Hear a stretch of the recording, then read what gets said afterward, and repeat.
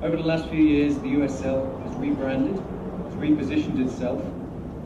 It's become one of the most attractive and most dynamic professional soccer leagues in the world. Is our aspiration to be that, and we work hard every day to achieve that goal. One of the big things we like about Reno is I think we're on a parallel track. Storied history and tradition in Reno, but there is a commitment to be more. There's a commitment to look ahead, and there's a commitment to rebrand almost and reposition Reno for the future. And there's some fantastic things happening, and I think over the next couple of years, this landscape in the city will be very different. I commend the hard work and vision showed by Commissioner Burke-Bigler, Mayor Sheevy, and Governor Sandoval to ensure that Reno and Northern Nevada have a really bright future ahead. And we thank them for their support to bring professional soccer to this region. Ladies and gentlemen, it's my honor to award the 28th franchise of the United Soccer League for the 2017 season to Reno, Nevada.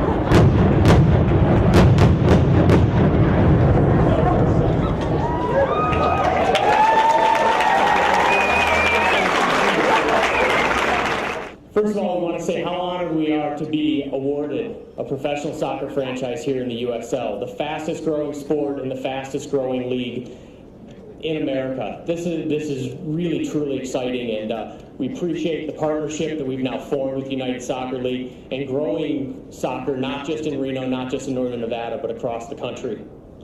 I want to tell you how happy I am that this finally came together, and that Mr. Simon and Eric Edelstein were able to pull this together to bring soccer to Reno. I think it's going to be fabulous. It is wonderful that we have this stadium, and I'm glad that you guys all enjoyed it as much as I do. And welcome. Welcome to the biggest little city, USL. Thank you so much. Just one question, does that fantastic accent come with the team? But I just want to remind everyone, just like I said in the State of the City address, now more than ever, recreational tourism is vital. And so I really want to thank Mr. Herb Simon for bringing this incredible opportunity to our city. We're incredibly grateful, so thank you so much. It makes me so proud to be with all of you and see this excitement that's here. I'm somebody who grew up here, went to school here, and raised my family here. And to have the opportunity to have a United Soccer League franchise, something that's going to belong to us, something that we can compete with Sacramento and all the other teams across the West and across the country. I think this really complements what we're doing, this new Nevada that we're all talking about, to see all the youth soccer players out here and see that they'll have an opportunity to aspire to this. The opportunities for family fun and get out there, it just on so many levels, this is great for us. Thank you very much.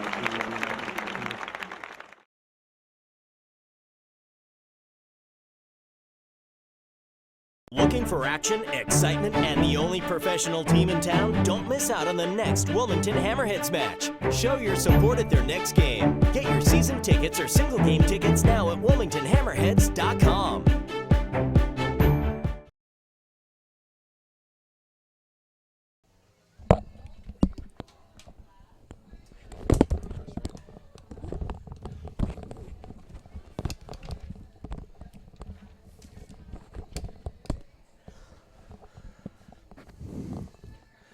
And a good evening, Wilmington Hammerheads fans. Welcome to Legion Stadium, the season finale for our local pro soccer club here in the port city of Wilmington, North Carolina. I'm Joe Katz, a little out of breath, running up to the press box here to get here in order for kickoff as the Wilmington Hammerheads take on Toronto FC 2 on a beautiful night here in Wilmington, North Carolina.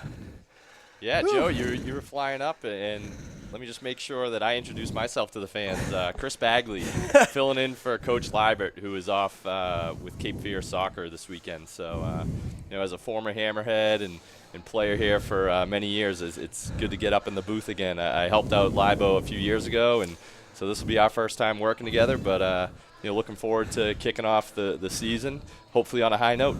Yeah, and Chris, my apologies. Obviously, my brain is scrambled right now. Tell you the truth, despite the struggles for the Wilmington side this year, it's a great crowd here for the final match of the season here in Wilmington, and hope to come up with a result. And also Coach Carson Porter's last game for the Hammerheads as well. Yeah, absolutely. Some big news coming out of the Hammerheads organization this week with Coach Porter announcing that this will be his last game as head coach with the Hammerheads. So, we're not too sure on what role or position he may have inside the organization, but I guess time will tell. And for the Hammerheads, it's kind of been the same as it ever was throughout this season, struggling to score goals when they do put the ball in the back of the net. Just can't put in that full 90 minutes of soccer. And while, the Hammerheads have struggled with the goal scoring this year, injuries have also played a key role in the success of the club. But with that said, they've been very competitive in games and just a little unlucky at times, and unfortunately obviously sit at the bottom of the table. Yeah, absolutely. I can't think off the top of my head that there's been any blowouts, and every team hits a streak, whether it's a hot streak or a tough slow streak as far as scoring. But it's been unfortunate to see the Hammerheads go through what seems like a season-long streak as far as hitting the back of the net. But it'll be great for the fans tonight. It looks like a great crowd. The weather is perfect, and hopefully they can bang a few in the back of the net. And you always want to leave on a positive note as you head into the off season. And as both sides take the pitch for the final time in this 2015 season for the Wilmington team, we'll get to the starting lineups led by head coach Carson Porter and his final match for the club as head coach. News, as Chris said earlier this week, the Hammerheads announcing that they will not renew his contract for next year. But with that said, Coach Porter has been optimistic all season on what his club has been able to do, has often said that the record does not speak to his team's ability on the pitch. And with tonight's starting lineup, a couple of changes, obviously, for this final game. One name I see in there is Cody Arnaud. He's playing in his final match of his soccer career. Yeah, and I just found that out before the game, talking to some of the staff, that Cody will be hanging up the cleats. A great career. Nothing to frown upon. I mean, shoot, anyone to say they started off their pro career at a club like Everton, certainly can hold their head up, and he's dealt with a few injuries, but just a great pro. Great that he's local to Wilmington, and yeah, it's great to see him in the lineup tonight. I was just going to say, playing on his home pitch, really, the playing surface that he is, a different type of surface, obviously, this time around on the synthetic turf here for the last few seasons. But this is where he played his high school soccer. This is really where he's grown up as a player and a person. So to see him go out, at least get the start tonight, something special for Cody Arnaud. The starting lineups for the Wilmington Hammerheads: in goal tonight, number 0, Andre Rawls, Tom Parrott, Troy Cole, Andre Campbell, Paul Nicholson will work the back line for Coach Porter this evening. Zev Tablib, Corbin Bones, Stefan DeFrager, and Ross Tomaselli, another Wilmington native out of Wake Forest, will navigate the midfield. Cody Arnaud and Aaron Wheeler, the two forwards tonight for Wilmington. Toronto FC, their head coach, Jason Bent. They will go with their goalkeeper, number 40, Quinlan Roberts. You may recognize some of these Toronto players, of course. Last year, being an affiliate of the Wilmington Hammerheads, so Quinlan Roberts, one of those players that spent some time here for the Hammerheads club.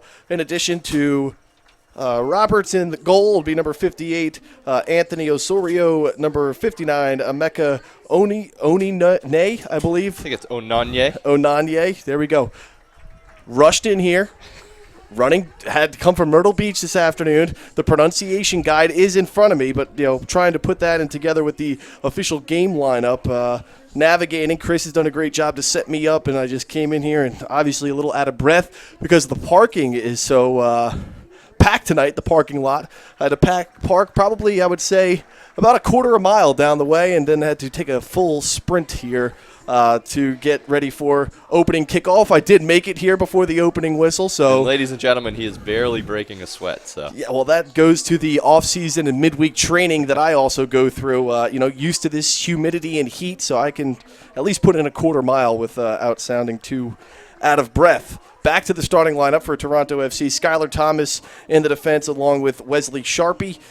In the midfield, it'll be Chris Manella, Manuel Aparquio, Salvador Bernal, and Raheem Edwards.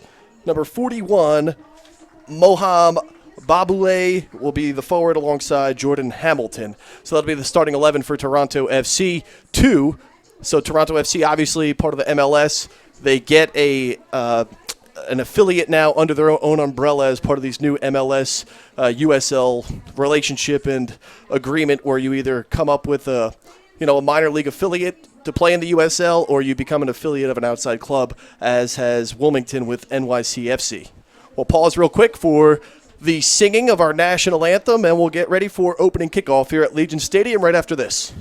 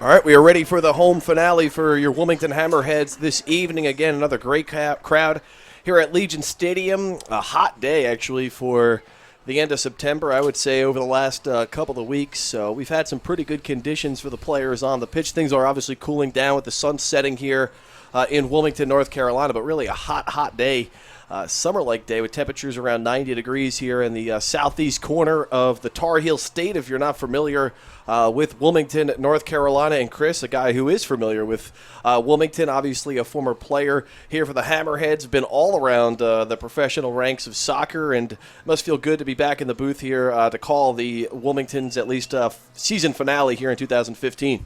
Yeah, it is good. Wilmington will always be a part of my life and history of soccer. I came here as a rookie in 2002 and finished my career here in 2009 as a player assistant with David Irving, and had some stints in between with New England and played out in Portland for a couple of years with the Timbers and up in Rochester. So, yeah, I know the USL probably as well as anyone, and, it's great to get back into the mix a little bit. Well, I know we can definitely get into how the USL has grown, I guess, since your playing days, obviously under the umbrella of MLS now as an affiliate, I guess you would say, a minor league, soccer league compared to MSL, where teams could obviously bring players up, send players down, which has benefited many clubs at times. Obviously, this season in the USL, also another kind of wrench that you throw into the bag, at least on the USL level, where you have potential players coming up and down. That must play with a little, play to the communication for each team.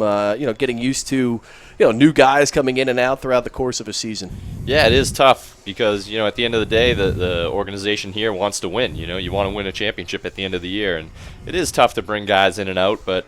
At the end of the day, you got your core group of players here. Some veterans here in Wilmington that can pull the strings and pull it together. One or two players really shouldn't have too much of an influence on the communication, but it is good to be able to bring some players down who are training in that Major League Soccer environment and get them some playing time, and it benefits everybody. At the end of the day, this league is somewhat of a developmental league. So to see guys, even if it's one guy off your roster that a year or two down the road ends up on a Major League Soccer team, then that's great for this organization, and it makes it very nice for a player to come in out of college or as a young professional to say, hey, I can go to Wilmington and still have a shot to get up to Major League Soccer. Play is underway here at Legion Stadium. The Wilmington Hammerheads in their white kits this evening will be moving left to right on your screen here in the first half. Toronto FC in black with red outline tonight, silver numbers, as play is underway in what has turned into be a beautiful night for soccer here in Wilmington.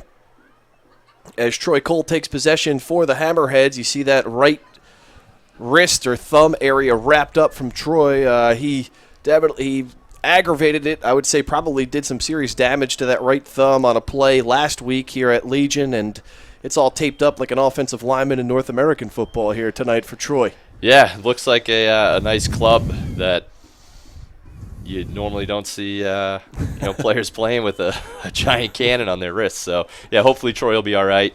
I'm sure he is. I know as a seasoned veteran, he's glad to get out here for the final 90 minutes and end the season on a positive note as every guy out here. I would say when Wilmington at full health can compete with anybody in this league, Aaron Wheeler at the front being one of those players. Obviously, a lot of experience for the towering figure at the forward position for the Hammerheads, and that goes to the backs for the Hammerheads as well. Andre Campbell took a little stumble there. Paul Nicholson, plenty of experience there. Tom Parrott, Troy Cole, all guys with some veteran, plenty of experience for the Hammerheads. And while it hasn't shown from a results standpoint this year, some of the best on the field for Wilmington throughout the course of many seasons, especially in the case of Paul Nicholson, Troy Cole, and Tom Parrott. Yeah, and you do definitely always want to have your seasoned guys as your back four, and Wilmington's doing that tonight. They should be able to keep their shape well, work together. I just don't see them making any mental mistakes tonight.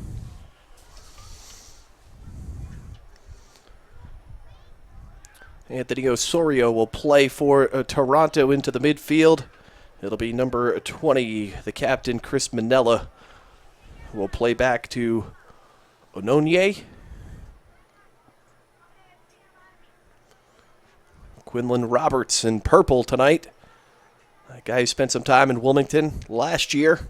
Name familiar for many Hammerheads fans. Yeah, I think we have a few guys, Hamilton, Aparicio, if I recall correctly, and Roberts. So, 3 guys coming in. And an early attempt at a big save there. Andre Rawls in perfect position to make the stop. Toronto FC will have a corner kick, but an early spurt for the visitors from north of the border. And the corner kick will be taken by Moham Babule. So an early attempt there for Toronto to go up and kind of deflate what is, again, a great crowd here in Wilmington. Andre Rawls up to the test here in the first couple of minutes of action. The corner will go towards number 33, gets ahead on it, Skylar Thomas. Nothing fancy there, just a nice driven ball in, right to the top of the box, and their big guy there, 33, Thomas, didn't even jump, but he seems like he's probably about 6'3" or 6'4", so I have a feeling he's going to be moving forward for every set piece in the final third tonight. Speaking of one of those guys that'll move forward, Andre Campbell, one of those backs we were just speaking of, a guy that can move the flanks from back to front. Look for him here early to get in the action, as Aaron Wheeler will play the first touch back to Toronto. Chris Manella. Osorio. And the ball go out of play. It'll be a Wilmington throw-in here on the near side at midfield. And it will be interesting to see how Wheeler and Arnaud play together up top, with Wheeler being the big hold up forward and Cody really liking dropping back and getting the ball off the midfield and running at defenders. So hopefully Wheeler can be a good target guy tonight, hold up the ball and get Cody and the outside mids to run off the ball and get wide and get deep into the final third. It's one of those things I think the Hammerheads have struggled with. Not the fact that, one, they haven't been able to put, goals on the scoreboard, but also, that kind of creeps into the mind of the players as the season progresses and those struggles kind of continue. And as we've played the final third of the season here, you've seen guys try to do a little bit too much and maybe, just a little too aggressive in their opportunities and unable to come away with results in the attack. Yeah, and it definitely does creep into your head as a striker. And there is Cody Arnaud as he unable to get the a clean touch on that first one, but that's that playing surface, Chris. You did not play on this new synthetic turf, probably fortunately for you, and that's why you're moving okay on your knees, because I know, over the course of a career, the wear and tear that this synthetic turf will put on you could definitely linger with you for the rest of your life, really. But I often hear from the players that it's tough to really get a good, clean touch on the ball, and you really have to work at that, throughout training. Yeah, it is tough, and it kills me and any former players who I played with or maybe are watching. It's tough to look out at this field because the old Legion Stadium field was known as probably one of the top fields in at least the East Coast as far as from a professional standpoint. Other teams loved coming in here because they knew they were playing on just a perfect natural surface, and this synthetic grass, it might look great to the eye, it might look great on TV, but yeah, when you get down there, that ball, it's just bobbling that little bit, and it just doesn't have that natural bounce or natural flow to it, and just it's unfortunate, but I understand why they put it down, but it's just unfortunate that this field is now the synthetic turf. But there could be worse things. Yeah, really. With that said, obviously everything comes down to money in life, and City of Wilmington deciding to go with the synthetic turf over the grass is Arnaud, plays to Aaron Wheeler. Like I said, another big target, a dominating figure there once you get inside that 18-yard box as the Hammerheads are awarded their first corner kick of the evening. It'll be Tom Parrott to take the service for Wilmington from the far corner. When you mix Aaron Wheeler in there, definitely a couple of guys on him matched up, as Parrott will deliver one towards the far post, and Wheeler taken down on the play. No call, no whistle from our referees tonight. Rubiel Vasquez, Matthew Nelson, Eric Verone, and the fourth official, Paul Friend. Yeah, it looked like Wheeler and Onanye just kind of got mixed up there, and it really wasn't a foul on either one, but just two big physical guys bumping in the box, and Wheeler just wasn't able to keep his feet to attack what was a pretty good ball into that far post. Approaching 10 minutes of action here in the first half. Toronto with two decent chances at least at net, but it's been Wilmington here in the last minute with a little surge in attack as Stefan DeFrager plays in with a cross. It's turned away. One back by Wilmington, but it'll be Tom Parrott. Whistled for the foul there. It's a little too aggressive coming in with the contact on Raheem Edwards. Well, that's a great ball from Cody to switch fields from the left to the right. And you know, it was nice seeing, I think we had 7 or 8 Wilmington players up in the final third as that ball was being settled down. So, you know, let's see if they continue to go to that, switching fields and getting some players deep to hold it and allow some time for some attacking players to get forward. With that said, you know, final match of the season, you would expect Wilmington obviously going to leave everything they have, you know, in this full 90 tonight, and would like to see a couple of scoring opportunities early and often here to, you know, kind of get them settled in and put them in position to pick up 3 points here on the final night of the season. Yeah, Joe, you know, as we mentioned early in the broadcast, that this is Coach Porter's last game, but hey, the next coach is watching, and if he's not watching live, he's going to watch every game tape from this season. So these guys that are either under contract or looking to stay here in Wilmington, maybe come back next year. You know, as a professional, you're always looking to put in your best performance. So, you know, some of these guys are truly playing for another contract next year. So, if anything, they should be leaving it all on the table. So that's why we're hoping for a good, exciting game.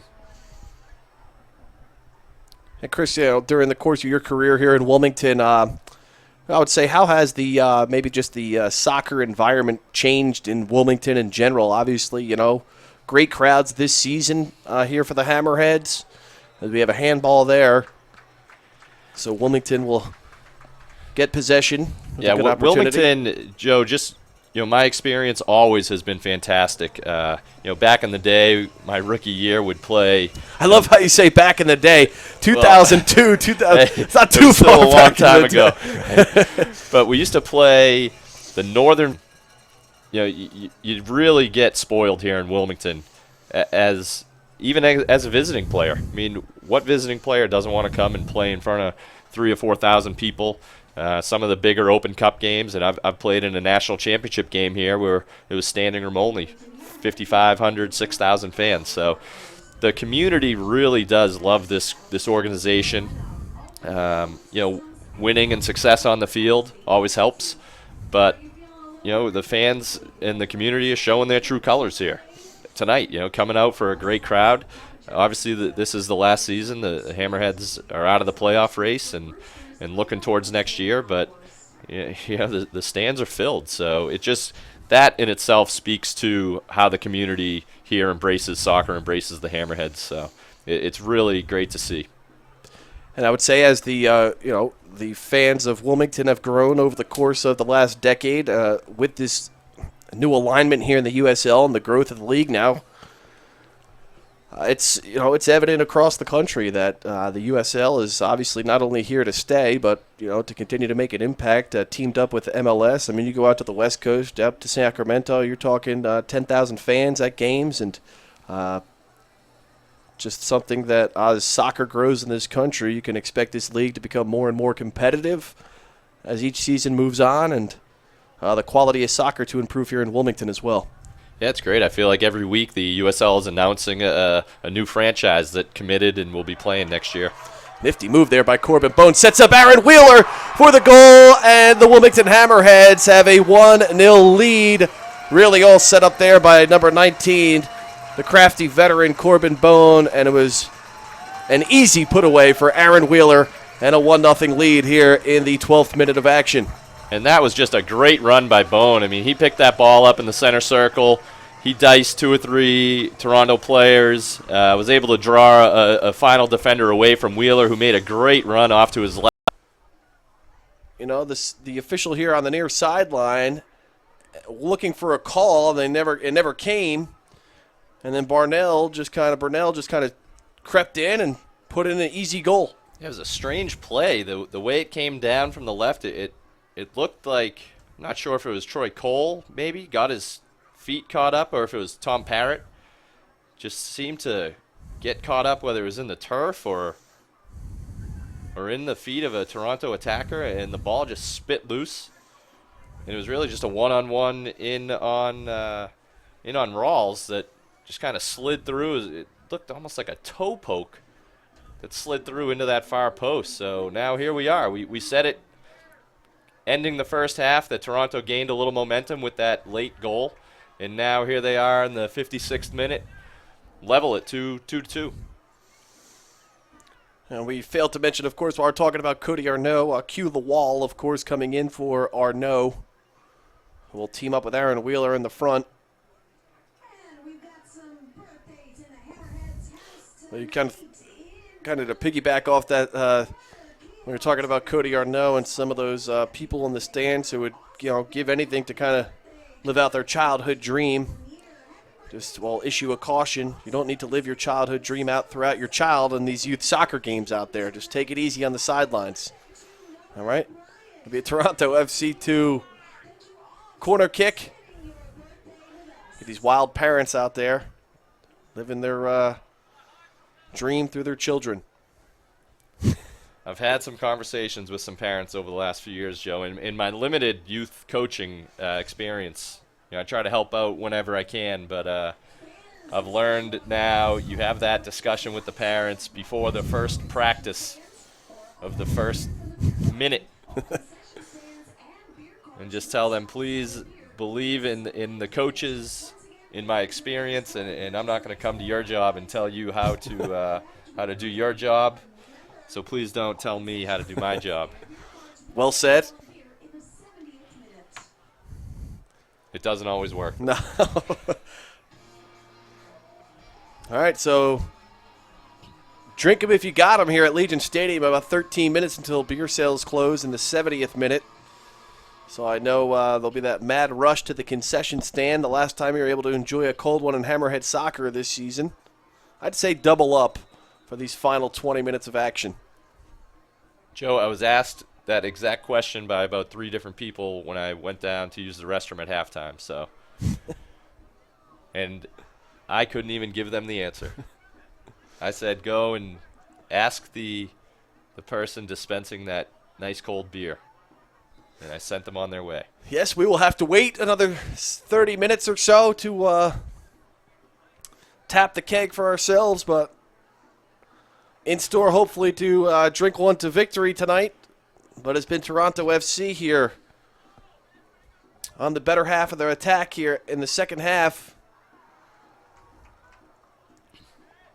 Able to equalize as we've had a pair of goal scorers, put 2 in the back of the net for each team tonight. Get your quick little move in. I think he had 2 or 3 Toronto players closing down on him, but you just need that little gap. Just get wide of the hips of that defender, and, it was a great shot on target. The goalie played it perfectly. He was in position. But it's not too often, I should say, those do often find the corner. And it's just good to see the Hammerheads here with a little bit of a spark, despite surrendering a 2-goal deficit. Toblieb wrestling on the ground there for possession. Whistled for the easy foul there. Dangerous play, so Toronto. Yeah, our center official, Rubiel Vasquez, calling that dangerous play, and I think everyone will agree with him. I think the refereeing has been spot on so far. I can't think of any calls in the first half or now early in the second half that have been of any second guessing as of yet. I know there was some complaining a little bit from the Hammerheads defense on that second goal for Toronto, but really from up here, our vantage point, nothing looked like it was missed as far as a call. So, Wilmington now finds themselves level and with good possession again. And that again move up through the midfield kind of goes to this playing surface, is that it's easy to get caught up here on the ground, and whereas natural grass would maybe forgive you a little bit, where you wouldn't go fall, and you see those black little beads pop up, and you get your cleat caught in there, your spike caught in there. I mean, it's all but over, and you're hitting the ground. Yeah, Joe, I've always said it seems like the people who make the decisions on putting the artificial surface down are never the ones that are actually playing on it. Of course not. Jordan Hamilton will play through. It's Bernal.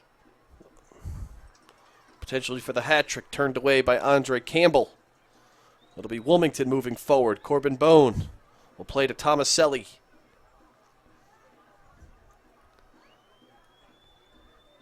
Corbin Bone's having a good game. I have yet to see him really make a bad touch.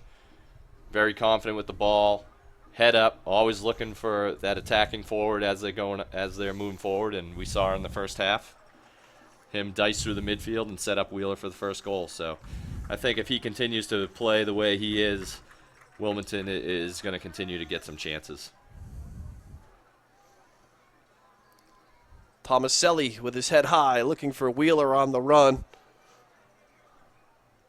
And you can see Aaron Wheeler there, his first game back a couple of weeks ago. As the match approached the 60th, 65th, 70th minute of action, you could just see he was fatigued. Tonight looks like he has a little more in his tank here. I'll likely see him for the full 90. And Joe, talking about fatigue, you can kind of see it in some of the Toronto players now, between traveling down and the heat and the humidity, and in the first half of Wilmington carrying much of the possession. You can maybe see some of their legs starting to drag a little bit. So that'll be something to keep an eye out on. We'll see if Coach Jason Bent goes to make any changes sooner than he normally does, or if he sticks with the team he has out there. Well, that's one of those things when you go down 2 goals, and obviously where Wilmington controlled possession, were able to spread the field in that attack as the cross is fired in from Campbell. It'll leave Tom Parrott to DeFrager, whereas they've had to exude a lot of energy to come back in this game to level it at 2. So the combination of having to move forward and score goals, and then kind of getting tired out there in the first 45 minutes, 44 minutes of that first half.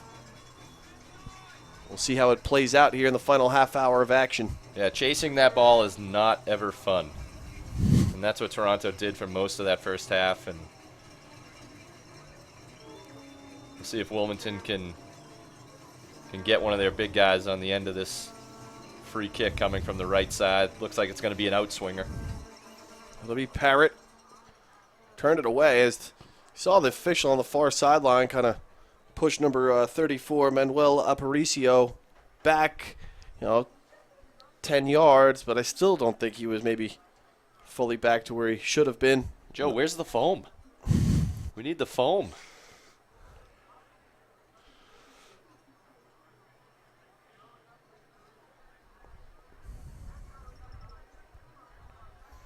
Nicholson will send a left-footed strike in on the ground, smothered up by Roberts.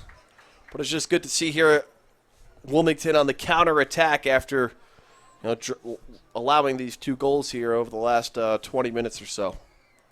Yeah, it's a good strike by Paul Nicholson. He got the defender to commit, which gave him time to take that extra touch, get about 6 or 7 more yards closer to goal than it looked like he was going to maybe try to originally strike it from. Just didn't catch it perfectly, but it was a good strike. Raheem Edwards will bend one in. Rawls tentative at first, but finally steps in front of Jordan Hamilton to prevent a potential opportunity there for Toronto. Campbell, Tomaselli to Campbell. Lawal been a little quiet tonight so far.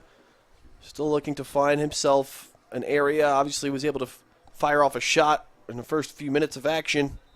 But Lawal brought in from Seattle Sounders 2 in a midseason trade that saw Ashani Faircloth go to the Northwest, Pacific Northwest, and now Wilmington will go to yet another sub. Tom Parrott will go off.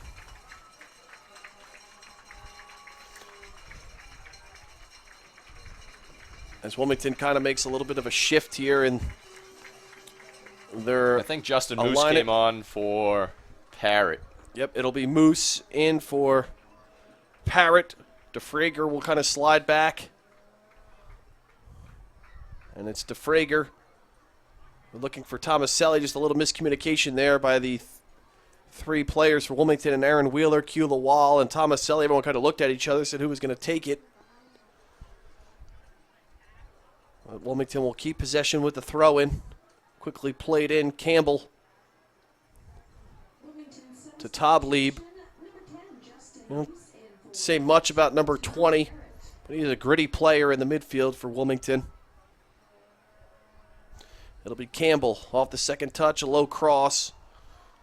Wheeler unable to get to it. Toronto looks to counter, but the Hammerheads are there.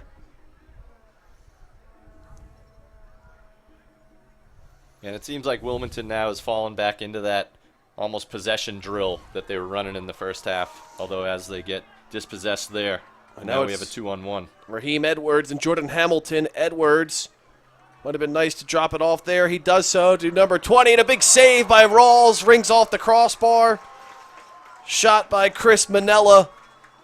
Rawls is up to the test, and now it's Hamilton with a shot and a save, looking for the offside call. Strange sequence of events here in Wilmington, North Carolina. The score remains 2-2. And what a couple saves right in a row by Rawls. The first one diving to his left and pushing it up off the crossbar, which then sent the ball out almost to the 18. And, you know, we're not sitting directly across from the vantage point where you can see if the Toronto player was onside or offsides, but it managed to squeak, the ball did that, managed to squeak back down almost to the 6, to where a Toronto player almost was surprised to look down and see the ball at his feet and hit one that seemed destined for that bottom left corner, and Rawls got a kick save to it, and Wilmington was able to clear it. So, as you mentioned, a crazy little set of events, and I really can't believe the ball didn't find the back of the net for Toronto to take a lead. So Wilmington able to hold on here for the moment, as now it's Andre Campbell looking to push for Wilmington. Leaves for DeFrager, who sets for the wall, unable to get a handle on it. It's Moose who rings one, deflected away.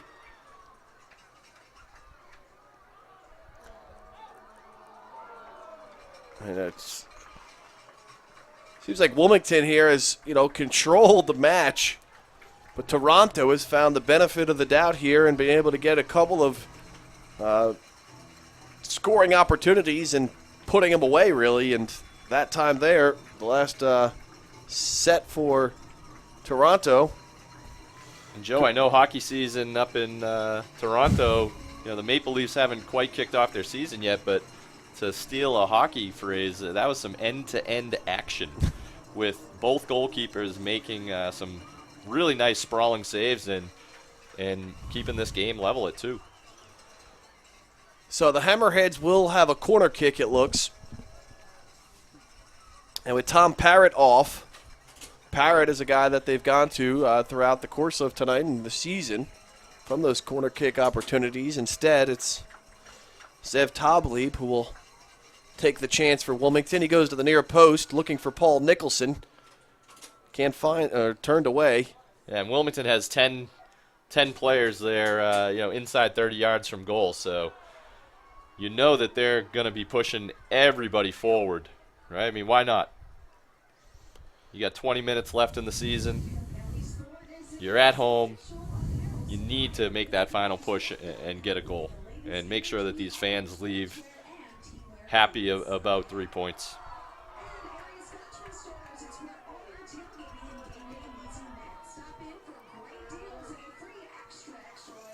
Jordan Hamilton will play to Edwards, looking for Manella on the run.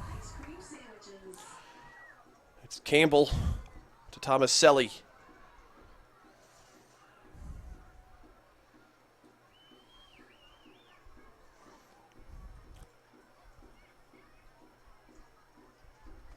Cole to DeFrager. And Joe, you can see what some fresh legs do to a game. You know, it had been not necessarily sluggish, but you didn't have, or I should say, you know, we got that just injection of some energy out of a couple players from both teams as they came in, and it really turned into some chances right away. Cole will look for the wall on the run. It's Anonye on the defense, and a Toronto throw-in.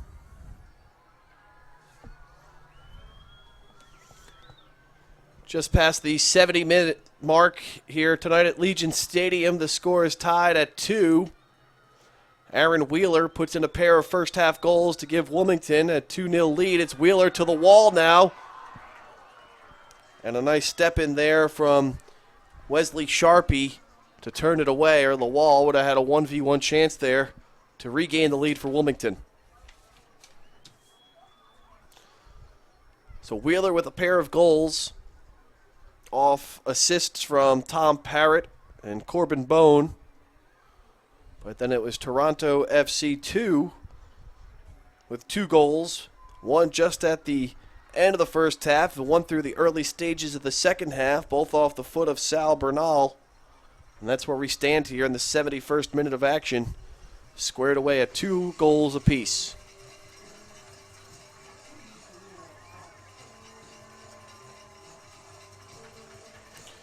It'll be Wilmington on the corner kick once again.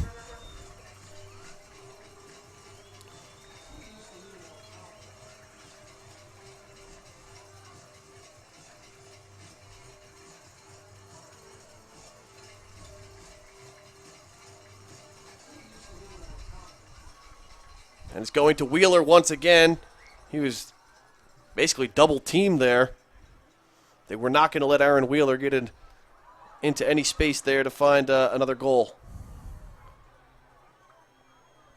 Yeah, I think Toronto has finally figured out a way to prevent Wheeler from getting a free head on the free kicks down in their own box, and that's, like you said, commit 2, 3, 4 defenders to him.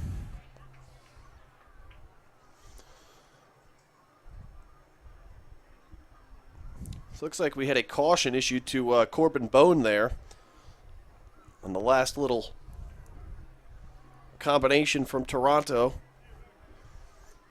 Yeah, I think that's a smart foul, just slowing down Toronto from having a counterattack. So Bone will take the yellow. It's late in the game. Now he obviously has to be a little bit cautious of going in on some tackles, but a professional foul right there. Wesley Sharpie looking for some space, approaching the 18-yard line. Turned away by Wilmington. And now Andre Campbell will step in.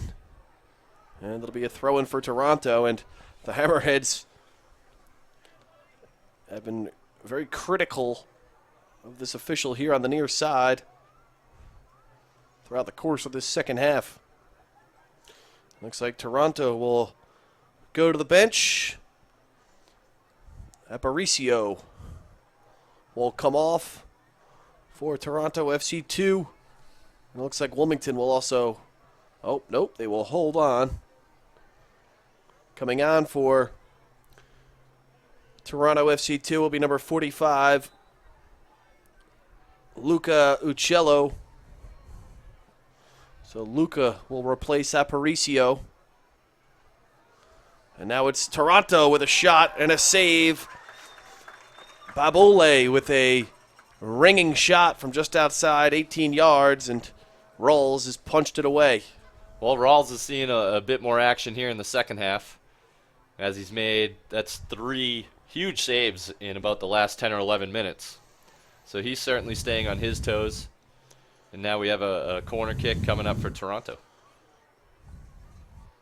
So as a Catenacci, I can appreciate a Aparicio and a Luca Uccello coming out of the pitch for Toronto FC.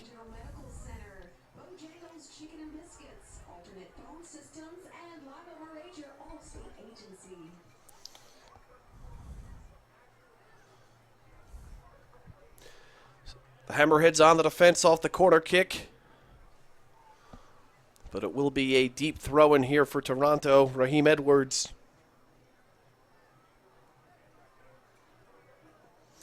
Just past the 75th minute of action. Campbell will flick it away. Edwards will regain control for Toronto. But it's Corbin Bone. Tomaselli. Wheeler across midfield. Keeps it in play. Battling. Play continues. Wheeler just shed a tackle there. A little hand check. And now it's Wheeler again. This play starts to pick up the intensity here in the final 15 minutes of the match. And DeFrager. A little too hopeful there. Yeah, I think we're seeing a bit more tackling here as we get later in the game. Wheeler's getting a little physical on the near side touchline. I guess you would call that shielding the ball. And the referee agreeing by keeping his whistle in his pocket.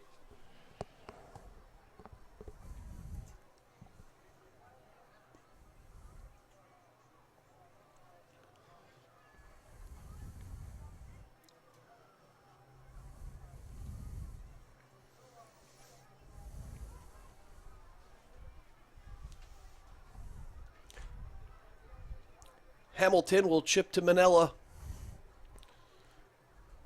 Good tackle there by Justin Moose. And Wilmington will go back to their bench, looking for a spark here in the final 14 minutes.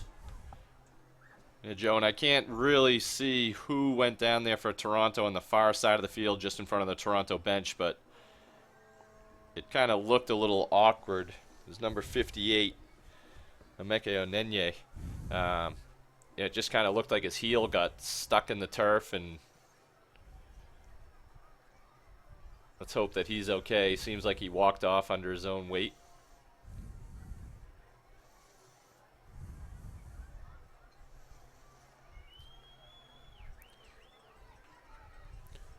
Number 14, Mark Gottleman, will come on for Aaron Wheeler. So Gottleman replaces the goal scorer for tonight for the Hammerheads and Aaron Wheeler. Yeah, Wheeler had a great game. He was by far the most dangerous player, obviously with the 2 goals, but had a number of other chances. You know, when you have 2 or 3 players marking you on set pieces, that's opening up opportunities for other guys. So good overall performance by Wheeler. So it's Gottleman right into the action. Here getting tangled up. Able to play back to Toblieb. Paul Nicholson. Some pressure from Toronto as he plays back to Andre Rawls.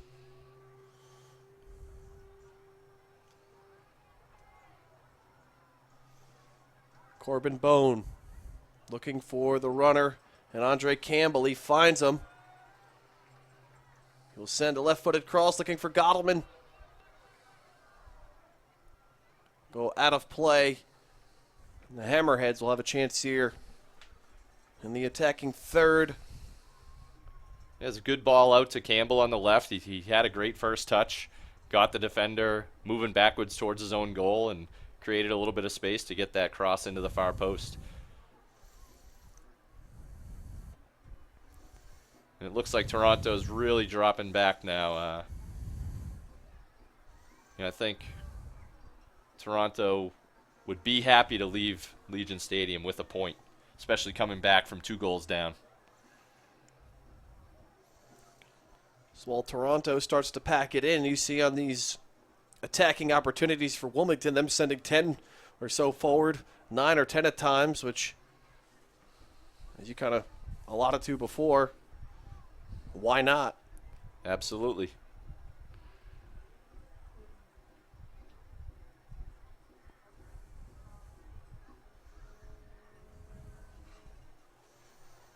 Get that winning goal, and it looks like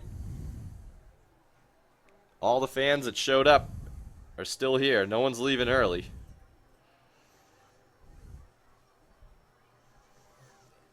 Troy Cole will look for Lawal on the run, but it's Anonier who steps in. Anonier and Lawal get into a little shoving match there. Hammerhead throw-in around their side of the bench.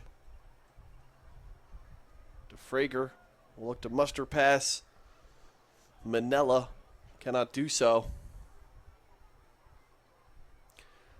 80th minute, we're squared at 2 goals apiece for the Wilmington Hammerheads.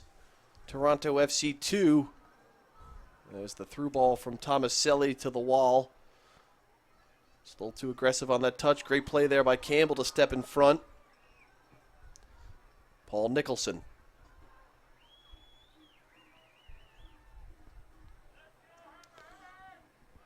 Bone will play to Gottleman. Yeah, and this is the time of game now. You just take every chance if you're Wilmington. You don't sit back. If it's a ball you think you have a chance to win, a 50-50 ball, you're going to go win every ball now and take that chance, hit that ball into the box, make that run, even if you think it might not get to you. Just keep taking those chances and hope that the 1 in 10 or the 1 in 5 all of a sudden takes that bounce to you and gets you a clear path to the goal, or hey, shoot one from 25 yards out, maybe find a corner. So hopefully we see that out of the Hammerheads here in the last 10, 11, 12 minutes when you include some stoppage time.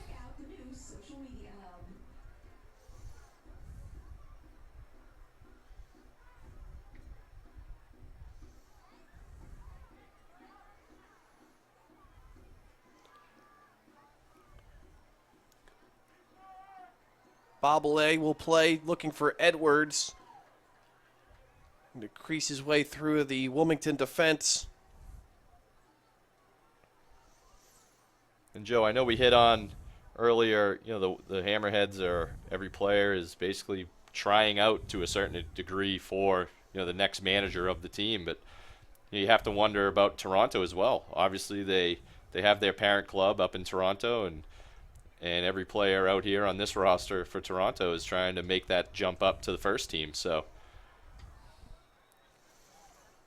and it looks like finally Wilmington will agree that the referee here on the near side got a call right, an easy offside call there as Bernal, a couple of steps in front of that back line. So an easy offside call there will give possession back to Wilmington.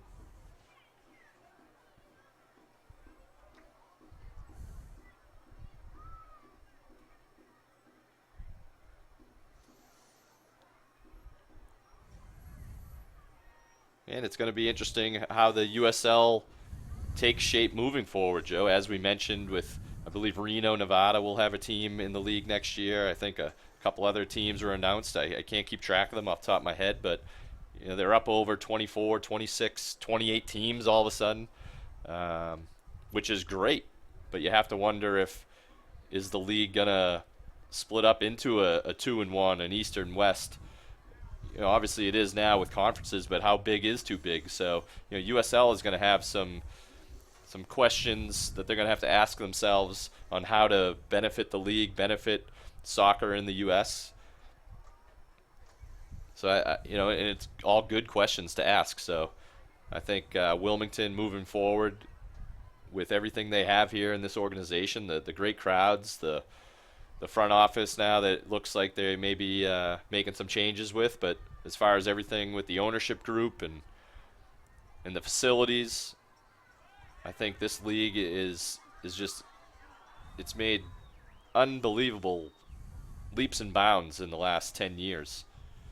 To think that, not too long ago the A-League was almost folding and USL 2 really was lost for some time, and now with the partnership of MLS, and to see a team like Toronto out here, it's fantastic being a fan of soccer. Well, to build on that a little bit, read some news this week. A couple of hours to the west of us, looks like the city of Charlotte, North Carolina, looking for some real estate in that area to potentially move forward with an expansion MLS Club 2. I know it's the early stages of a talk, but they have some areas lined up that they are looking at to potentially, and I posed that question just a couple of weeks ago when Charlotte Independents were here. We have professional football in the Panthers. We have professional basketball, the Hornets, professional hockey in the Carolina Hurricanes in Raleigh. Why not an MLS club? I know it's a soccer-friendly state for sure. At the college level, highly competitive. Even right here in our backyard, UNC Wilmington in the top 25, the latest college rankings. So why not a MLS team in the biggest city here in our state? Yeah, definitely. And MLS has proven that the cities they choose to put teams in have been instantly successful. Starting, just recently with Seattle. I mean, it's amazing what they've done, and these teams now with their own stadium, Salt Lake, and going from Colorado and Kansas City. I mean, it's amazing to think that Kansas City, back when they were the Wizards, started off at Arrowhead Stadium, and if I remember correctly, having a tough time getting 8,000 to 12,000 fans, and now I'm pretty sure they sell out every game that they play. They had the MLS All-Star game there just last season. And, yeah, it's amazing. Just as we kind of mentioned here in the city of Wilmington, obviously on a smaller scale to a bigger market like a Kansas City or a Charlotte. But just the amount this sport has grown in such a short time, basically over the last decade. And as you see, the population of the sport continue to grow. You're going to see more and more American players do big things in this growing sport.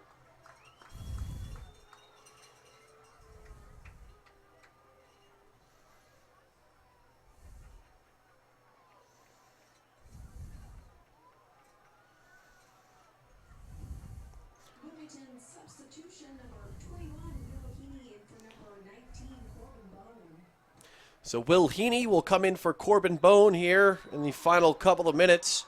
We're going to do a little shoving match there between Andre Campbell and Raheem Edwards. Obviously a lot of frustration coming from Campbell, and no reason to get more involved than that. As it's like number 33, Skylar Thomas, wants to chip in, and we got a couple of players. Just want to continue to jaw back and forth. No need for that here as we head to the final 5 or so minutes of tonight's match.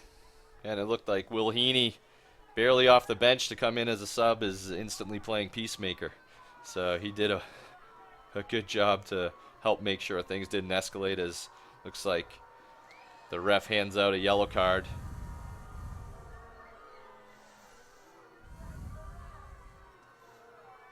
I believe that went to Campbell. Yeah, it looked like Campbell was issued with the caution. I would say in many sports, not just soccer, the referee often sees the retaliation of maybe some aggressive play and never the first hit or the first push or shove. And Campbell, obviously, with his hands shoving back Edwards, was issued the card. But the foul, I guess, was called on Toronto because it looks like Wilmington will have the kick.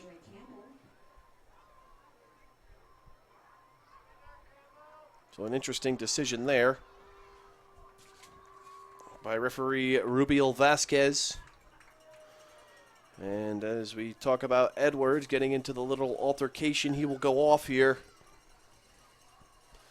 as so Edwin Rivas will replace Edwards as we have 5 or so minutes to go, as the official time will soon be kept on the pitch by Rubiel Vasquez. And I guess if anything, now the ref has to add on those 3 or 4 minutes now from that little scuffle, but we'll see if anything can happen here as we're into the 90th minute, and we'll find out what the stoppage time will be. So Mark Gottleman able to win a interesting attempt here for Wilmington. Looks like. And Wilmington has 2 players on the ball. Looks like they're setting up for an out swinger. Looks like Will Heaney's going to deliver this ball into the box, and Wilmington has about 7 players all situated at the far post. So 3 minutes of stoppage time. But it'll be Heaney with the left-footed kick here. Well, I'll say for the first time tonight, I'll disagree with the refs as far as 3 minutes. I would have thought we'd get at least 4, maybe even 5 with the amount of subs, a couple goals. Thomas I guess Selly. 1 goal. Yeah, you got a couple goal or one goal here in the second half, but obviously you have some substitutions and you get this little altercation here where it took at least a minute off the clock. And I would say just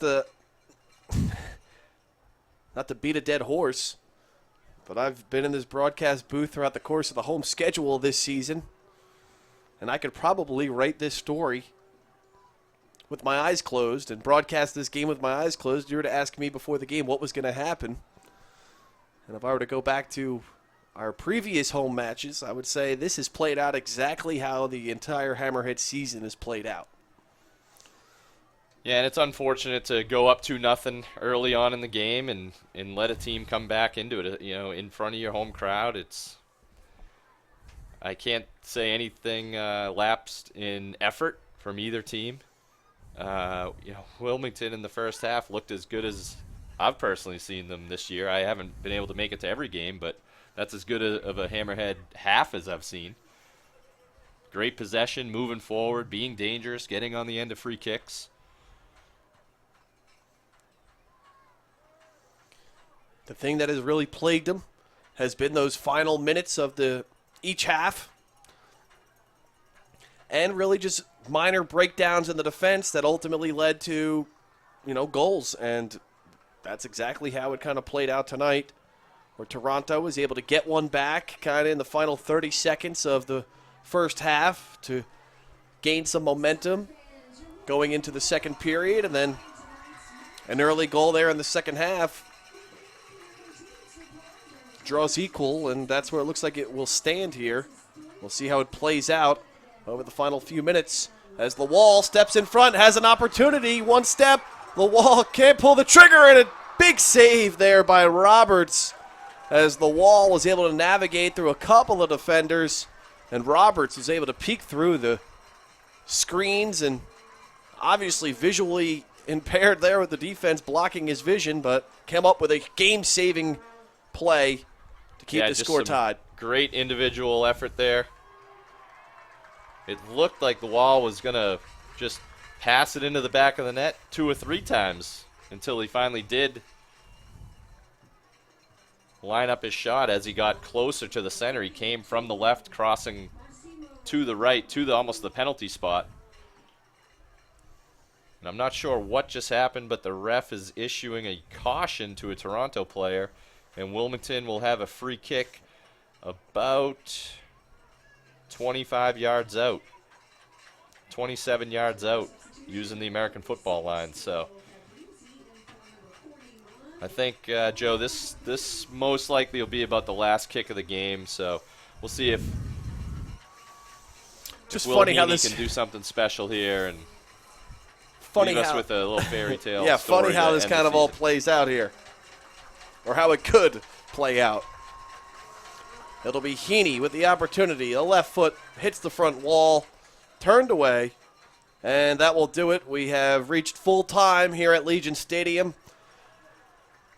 Q Lawal nearly brought the crowd to their feet one last time this season, but Quillen Roberts wanted nothing to do with it and really made a huge save and kind of put an exclamation point on a great comeback here to get the draw for Toronto. Yeah, Joe, it's kind of a tale of two halves with Wilmington running the show there in the first half up until the final 30 seconds, up 2-0, and allowing Toronto to creep back in. And in the second half, Toronto came out with that momentum, scored, leveled it at 2-2. And I'll tell you what, these two goalies, just some unbelievable saves. I mean, I just, in my gut, I felt like two of those for either team were going in.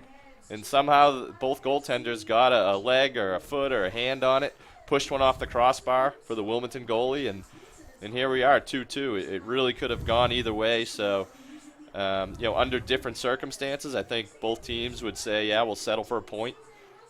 But with both teams not moving towards postseason, it's just tough. I know Toronto has one more game before they close out their season, but Wilmington really would have liked to have left on a high note in front of this home crowd, which was jam-packed as they file out, by the way.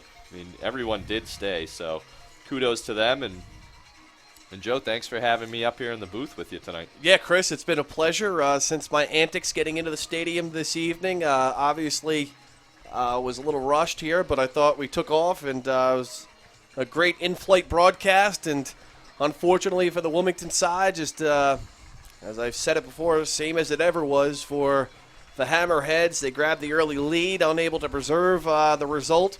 Toronto FC came back there in the second half and was able to get the 1 point to earn the draw. So that will kind of wrap us up for the 2015 season, a one that the Hammerheads would like to kind of forget, I guess you can say. But the Wilmington fans have obviously made a point here to this organization that they appreciate their soccer team, and they'll be here to support them no matter what the win-loss standpoint, no matter what the record is. Yeah, definitely, Joe, and it kicks off instantly an interesting offseason. Offseason starts tomorrow now for Wilmington, as they now need to start the search for a new manager, put that coaching staff together, and the NCAA season is underway, as we talked about the success with UNC Wilmington here in our backyard. And so now it'll be interesting to see what the ownership group does as far as starting that search and getting a coach in, maybe with some experience in the league, in the professional ranks, to know what you have to do to be successful in this league. Well, we kind of talked to, I spoke with Jason Arnold, the Wilmington Hammerheads general manager there, just briefly at halftime here in the booth. And, I said, well, when does 2016 start for you? And he was like, well, tomorrow, basically. I mean, not from a player roster standpoint, but the organization obviously will look right away to what they can do in order to get them back into the playoff picture after a disappointing 2015 season. Yep. Absolutely. Well, that will start. Oh, sorry to interrupt you there. No, but the first time we spoke over each other all match. But no, yeah, that will. I guess that will do it here. So the Hammerheads can only go up from here. So yeah. I know we've had plenty of seasons where we've just missed out on the playoffs, but overall, if you look back at the last 20 years now of the Hammerheads organization, it's been a really successful run of winning a championship in 2003, having a couple championship games where you've just fallen short as well. But overall, they'll put this behind them and move forward. And I truly think that this organization, this city, has the backing of everybody, and the product on the field will definitely improve. Well, as you mentioned, it'll be 2 decades of Wilmington Hammerhead soccer when the 2016 season kicks off. The organization established back in 1996. So we'll have lots to bring you heading into a fresh season for the Wilmington Hammerheads with a fresh outlook, beginning with their front office, a new manager, and then obviously as they begin to piece together the roster as we head through the new year and the 2016 slate. Hope you've enjoyed the broadcast tonight. It's a final score from Legion Stadium, the Wilmington Hammerheads 2, Toronto FC 2. For Chris Bagley, I'm Joe Katz. Everyone have a great rest of the weekend. Enjoy the rest of the USL soccer season and the playoff push. Have a good night.